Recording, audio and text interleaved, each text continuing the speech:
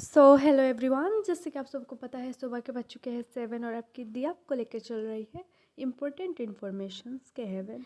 बच्चों, आज मैं आप सबके साथ लेके आ चुकी हूँ आसाम यूनिवर्सिटी की फर्स्ट सेमेस्टर की जिन भी स्टूडेंट का डीएससी इंग्लिश है उनका जो पेपर है डीएससी इंग्लिश 102, उस पेपर के मैं यूनिट 1 के आज कंप्लीट नोट्स प्रोवाइड करूँगी। यहाँ पर आपका A to Z हर एक टॉपिक्स को कवर किया गया है। आपका यहाँ पर शॉर्ट क्वेश्चंस भी है, ऑल्सो ब्रॉड क्वेश्चंस भी। हम एलोबरेटली डिस्कस करेंगे इसकी हर एक क्वेश्चंस को। सबसे पहले आप सबके साथ एक इम्पॉर्टेंट बात डिस्कस करनी थी कि आप सबके हर एक सब्जेक्ट्स का नोट्स हमारे पास अवेलेबल है। अगर आप में से किसी को भी किसी भी सब्जेक्ट्स का नोट्स चाहिए, पीडीएफ फॉर्म पर आपके व्हाट्सएप पर प्रोवाइड किया जाएगा। और कैसे प्रोवाइड करेंगे हम इस वीडियो की कमेंट बॉक्स पर एक नंबर पिन कर लेंगे, व्हाट्सएप नंबर फॉर नोट्स कहकर। उस नंबर पर आप मैसेज कर लेना मैम कहकर नोट्स चाहिए, तो हम प्रोवाइड कर देंगे आपको।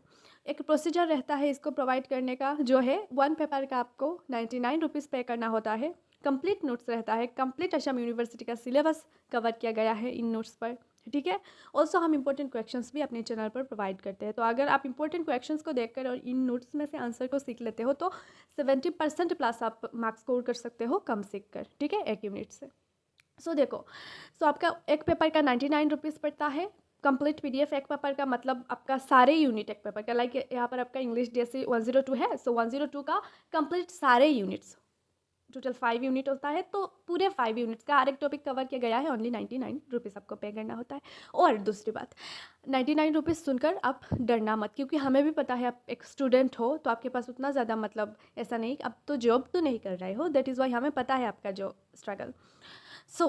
आप अगर एक साथ 2 से ज़्यादा सब्जेक्ट्स का नोट्स एक साथ खरीदते हो, 2 से ज़्यादा सब्जेक्ट्स का, तो हम आपको एक्स्ट्रा डिस्काउंट्स प्रोवाइड करते हैं। और अगर एक ही सब्जेक्ट खरीदते हो तो 99 रुपीज़ पे करना होता है। और अगर 2 से ज़्यादा सब्जेक्ट्स खरीदते हो तो आपकी एक पेपर 99 के हिसाब से नहीं पड़ता, उससे भी कम पड़ता है। अगर आपको पूरा कंप्लीट डिटेल्स जानना है या फिर नोट्स चाहिए आपको किसी भी सब्जेक्ट्स का, आपका डीएससी कोई भी सब्जेक्ट्स हो उससे लेकर आपकी वीएससी कोई भी सब्जेक्ट हो उस तक, ठीक है। ऑल्सो सारे स्ट्रीम्स का नोट्स अवेलेबल है हमारे पास। किसी भी सब्जेक्ट का नोट चाहिए, जो बच्चे अभी से पढ़ाई स्टार्ट करना चाहते हैं, अपनी फाइनल एग्जाम्स की प्रिपरेशन दिलो जा से करना चाहते हो, वो बच्चे बस मैसेज कर देना कि मैम नोट्स चाहिए, अब बताओ कितना डिस्काउंट्स प्रोवाइड करोगे, क्लियर एंड कट बात कर लेना। और दूसरी बात, अगर किसी को मतलब नोट्स चाहिए नहीं चाहिए, वो सीरियस नहीं है नोट्स के बारे में, मतलब नोट्स नहीं चाहिए उसको, फ्री पे पीडीएफ मतलब चाहता है, तो वो बच्चा मैसेज मत करना डियर, क्योंकि ऑलरेडी फ्री पर हम यूट्यूब पर प्रोवाइड कर रहे हैं। फ्री ऑफ कॉस्ट आपको सारे आपके नोट्स प्रोवाइड किया जा रहा है, पर क्या है ना, आपका सब्जेक्ट बहुत ज़्यादा है, दैट इज़ वाई लेट हो जाता है अपलोड करने में, क्योंकि आपके फर्स्ट सेमेस्टर पर 7 पेपर है, जिनमें से सब्जेक्ट्स तो उनका तो टाइप्स बहुत ज़्यादा है ना। ऑल्सो आपकी 3rd सेमेस्टर भी आपका 6 सब्जेक्ट्स होता है। ऑल्सो हम 5th सेमेस्टर को भी कवर कर रहे हैं, दैट इज़ वाई बहुत सारे सब्जेक्ट्स है। और अगर हम एक ही सब्जेक्ट्स की सारे यूनिट एक दिन एक दूसरे दिन 2 करके अपलोड कर ले तो क्या है ना, 2 से सब्जेक्ट्स रह जाएगा। इसलिए हम एक बैलेंस फॉर्म पर अपलोड करने की कोशिश करते हैं। और सब्जेक्ट्स ज़्यादा होने की वजह से ऐसा नहीं कि हम एक साथ यूट्यूब पर मतलब एक साथ सारे ही वीडियो अपलोड कर ले, ये बिल्कुल पॉसिबल नहीं है। ऑल्सो यूट्यूब हमें निकाल देगा, क्योंकि ये पॉलिसी के खिलाफ होगा यूट्यूब का, ठीक है।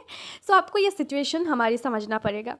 जो भी बच्चे को नोट्स चाहिए, नोट्स का पीडीएफ चाहिए, वो जस्ट कमेंट पर जाओ और जाकर एक नंबर आपका पिन किया हुआ रहेगा, व्हाट्सअप नंबर फॉर नोट्स कहकर, उस नंबर पर जस्ट मैसेज करो कि मैम नोट्स चाहिए था, फिर हम पूरा डिस्कस कर लेंगे, ठीक है, कैसे आपको नोट्स मिलेगा। यहाँ पर देखो, आपका स्टार्ट करते हैं इसको। फिर से बता रही हूँ, जो भी स्टूडेंट जेन्युइन है, अब इससे पढ़ाई करना चाहता है, वो बस व्हाट्सएप पर मैसेज कर ले, ठीक है, आपको नोट्स मिल जाएंगे पीडीएफ। जैसे बताया, आपको डिस्काउंट्स प्रोवाइड किया जा रहा है अभी, पर ये जो डिस्काउंट्स है ये आपका बाद में नहीं रहेगा। ये जो डिस्काउंट है ये आपको बाद में नहीं मिलेगा, इसका लिमिटेड टाइम है।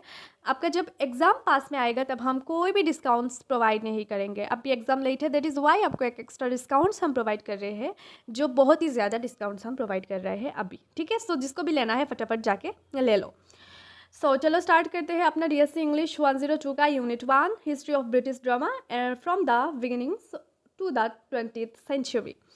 सबसे पहले आता है आपका शॉर्ट क्वेश्चंस, ठीक है। शॉर्ट क्वेश्चन में से आपका what were the main types of medieval drama, medieval drama में क्या क्या टाइप्स है, मेन टाइप्स वो डिस्कस करना है। वो आपके ये जो सारे ही आपके सारे ही शॉर्ट क्वेश्चन है। मेन टाइप्स आपका है my story plays which depicted stories from the Bible, miracle plays which focused on the lifes of saints, जो मेरिकल प्लेस है वो सेंट्स के लाइफ्स पर मीन्स उनके जीवन पर फोकस करता है, ठीक है, उनके बारे में आपको बताता है। And modality place which used allegorical characters to teach a moral lesson. Next question is, who were the university whites? The university whites were a group of late 16th century English playwrights and pamphleteers who were educated at the universities of Oxford and Cambridge. They are known as bridging the gap between medieval drama and the works of notable members include Christopher Marlowe and Robert Greene. Next question is, what are the key elements of Shakespearean dramaturgy? Key elements include a 5-act structure, the use of soliloquies to reveal a character's inner thoughts, a mix of tragedy and comedy. So ये mix होता है tragedy and comedy का, means funny भी है कुछ, and complex characters, and the use of poetic language like iambic pentameter. सो यहाँ पर कुछ आपके शॉर्ट क्वेश्चन है, इसको आप देख लो। Next question, what is meant by the drama of ideas? So the drama of ideas is a type of play where the conflict and the dialogue are centred और डिस्कसिंग सोशल, पॉलिटिकल और philosophical issues, ठीक है। एक drama है जो social, political and philosophical issues को discuss करता है। George Bernard Shaw is a major proponent of this form, using his players to challenge conventional beliefs. Next question is, what is the theatre of the observe?